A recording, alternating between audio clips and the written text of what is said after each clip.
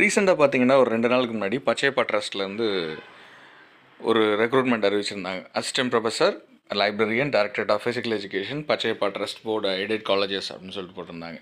So இதில் வந்து எல்லாருக்குமே வந்து நிறைய பேருக்கு நம்ம சேனலில் இந்த வீடியோ நம்ம போட்டிருந்தோம். இதுக்கான அப்ளிகேஷன் என்னென்ன வேக்கன்சி இருக்குது, எந்தெந்த காலேஜில் வேக்கன்சிஸ் இருக்குது அப்படிங்கிறத நம்ம சொல்லியிருந்தோம். இதில் எல்லாமே பார்த்திங்கன்னா ஆல்மோஸ்ட்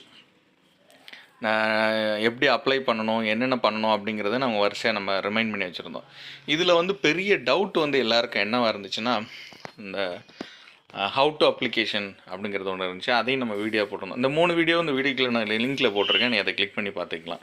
இது இல்லாமல் அசிஸ்டன்ட் ப்ரொஃபஸருக்கான குவாலிஃபிகேஷன் மற்ற லிஸ்ட் இதெல்லாம் உங்களுக்கு தெரியும். இதில் என்ன ஆச்சரியப்படுறதா இருந்துச்சுன்னா, நிறைய பேர் வந்து கேட்ட கேள்வி, அப்போ வந்து ப்ரைவேட் எய்டட் காலேஜஸில் வந்து இன்டர்வியூ கிடையாதா, அதாவது எக்ஸாம் அடிச்சு அதுக்கப்புறம் இன்டர்வியூ கிடையாதா அப்படிங்கிறத கேட்டிருந்தாங்க. இது